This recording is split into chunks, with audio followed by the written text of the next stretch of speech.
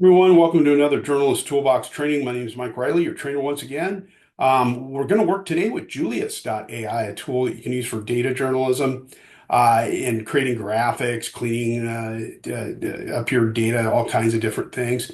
If you want to, hit the pause button or go into the description of this video, and you'll find a link to this document that I've got up on the screen right now. Also, you can set up a free account at Julius.ai and download these two data sets here, Chicago Homicides and the Central Park Squirrel census. So hit pause and do that now, and then we'll get started. All right, by now you should have this open, all the document here with all the materials and have them downloaded. Julius is a great tool. It'll do many things for data journalism. You can import data and clean it, analyze it, you can ask questions of it. And you also can create graphics with it, very simple graphics. I use it sometimes for brainstorming graphics. It was founded by Rahul Sonwalkar, who previously worked at Uber and Facebook. Has done a fabulous job with this. It's a very intuitive tool. It's got a free model, but with paid upgrades, it'll do more tasks and different things. You can take a look at it and see what works best for your newsroom. If you're using it individually, the free account probably works just fine. But if you're working with multiple people in your newsroom, you probably want to have a paid account. So this is Julius. You click on the little sidebar over here. You've got an inbox with some email updates in it. Those updates also pop up usually when I log in, so I know if they've changed something or added something. They have these little workflows down here. They used to be called workflows, are now notebooks, where you can do various tasks. They're little templates that you can run and just upload your data, or just start, with a regular prompt field right here, and you can upload your data and start chatting with it, right away, which is great. I work in the threads area because I'm just doing single tasks. So you can just hit the new button, open up the thread, which is right here, and just start doing your work. They have an advanced reasoning model that you can upgrade to. It's one of the bonuses of doing a paid version of this. You can also upgrade to extended memory too if you're working with really large data sets. It'll work it with various other tools, Claude, OpenAI's ChatGPT version 03. And the default Julius tool is really, really effective. I'm typically working in that model. So it's really up to you which one you want to use. I want to show you an example of what you can do with it first, and then we'll get into the hands-on with our homicide data. And this was a data set that I uploaded called the Central Park Squirrel Census. And a couple months ago, Rahul and Jeremy Kaplan from Wonder Tools did a little demo of how you can use this tool, and they used the Central Park Squirrel Census. This is a 2018 study done by a group of volunteers that studied different parts of 10 square yard areas of Central Park to observe the color, age, and behavior of various squirrels in that area. And they've used it, it's a real study, so they've used it in some research. I've actually got on our handout down at the bottom a little history of it and where it comes from. And, it's a really kind of interesting, fun little data set. It's just kind of a fun thing to learn on. But one of the things that prompted it to do, I uploaded it. So I just attached it and uploaded it, and then you see it sitting right here. And I just asked it, can you create some data visualizations based off the data set I just uploaded? Make sure to add the title at the top and be sure to add in the lower left corner this credit. So very broad prompt, just, hey, create some charts from this. I don't know what I've got here as a data set or how to visualize it. Can you brainstorm some charts for me? And it runs its Python, which I really like here because it's got a little code explanation under the Python that explains what it's doing. You can also, download it if you want to as well. It's got a rerun button, so you can rerun the code as well. And then it gave me a visualization with a title at the top. And then a bar chart. Just broke down the color of fur for each one, so a lot of gray squirrels in Central Park. But look what it did with my credit down here. It kind of dropped it into the chart. Not good. Rahul says there'll be a day where you can actually go in and edit these right on the screen and move them around. We're not quite there yet because these are static images.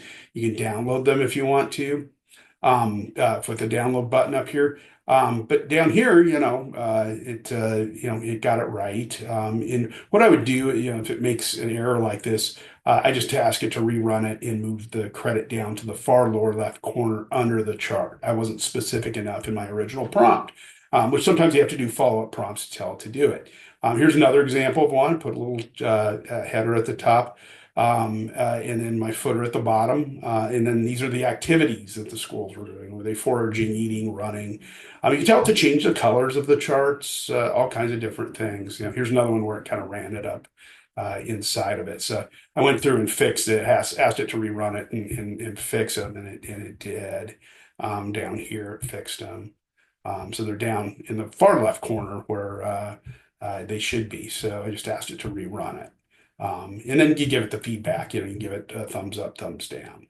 So let's actually do this now with a data set. This is the Chicago Homicides data set that I had you download. It's got year by year homicide totals for the city of Chicago, some scary numbers in here. Well, thank goodness they've been going down since 2022, really since 2021. We were seeing some scary numbers during the pandemic, almost back to numbers where they were 20 years earlier. So we can take this data and download it and then upload it. I can connect directly to Google Drive if I want. I rarely do that with tools. I usually like to load them into the tool directly. That way, if they're ever deleted out off of Google Drive, off my drive or someone else's drive or wherever I'm connecting to it, I can go back and fix it this way. If it's on somebody else's drive, I have no control. So that's why I load it directly in there. It's a file and it has that file. It's not linking off to somewhere on the web where it could be deleted. So I've selected this data set and I'm hit open. And then I've got a prompt on your handout here. And the prompt is just to create a vertical bar chart using the attached data. Make the header read Chicago homicides by year, and in the footer underneath the chart, read Source Chicago Police Department chart by Mike Reilley. And we'll see where it drops it in. I might have to tell it to, and it actually imported the data. You always want to check and make sure it imports it cleanly and everything. So, it gives you some prompts up here.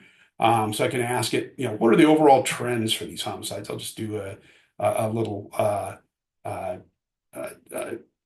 query here, and it'll give me a quick little chart showing the downward trend, and then the averages as well. What was above or below the average? It kind of shows that steady downturn.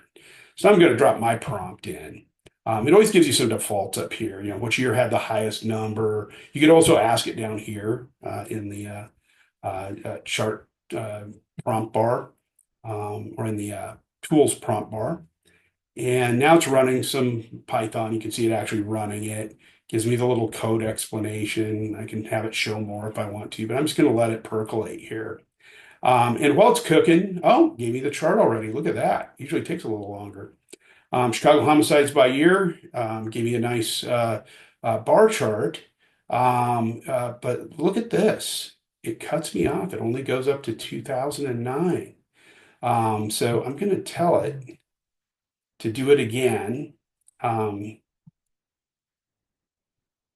Make sure to include all years 1990 to 2024. Cut me off at 2020 or 2009, which is interesting.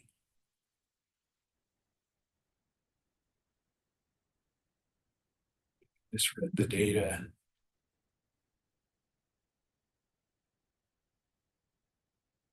And there we go. It corrected it. It got the header in the footer right. I could have told it lower left corner or something, but I'd always double check these, against it. I've done this chart before, so I know the pattern here. Against the numbers in the data set. You always want to do that with any data visualization tool. You always want to go back and double check it.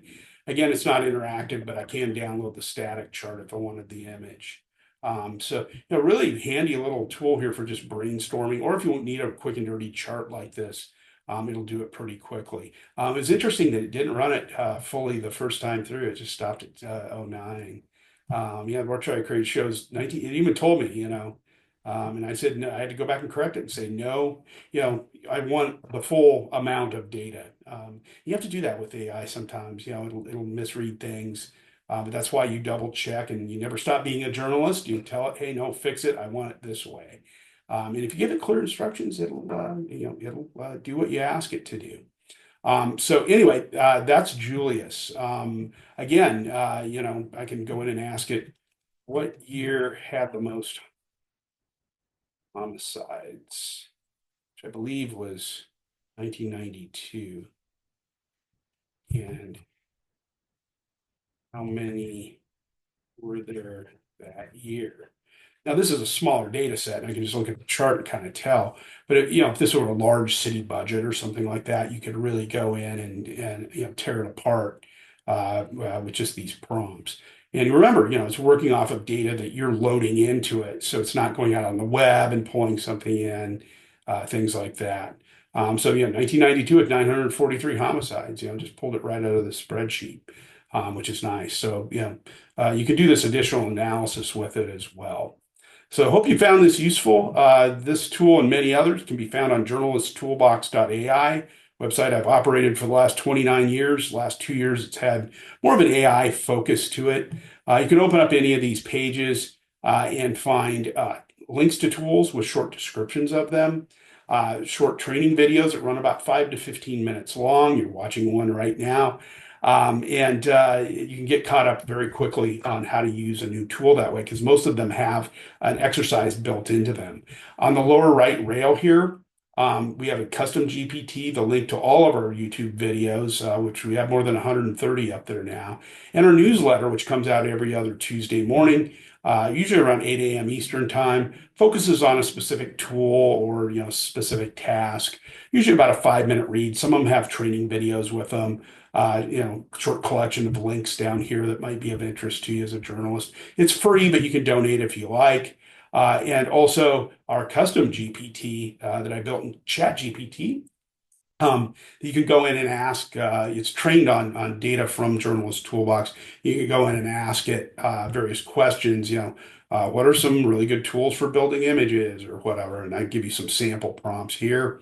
And it's trained on all the data on my website, but it also can go off and search the web a little bit and as well. And I've trained it to give you the answer like this: title, link to the tool, and then a short description of it. And it pulled these right off of my website. It also goes out on the web and searches around a little bit too, but I've trained it on places to go to do that. So it's not just pulling in, random information off Wikipedia or Reddit, God forbid, or something like that.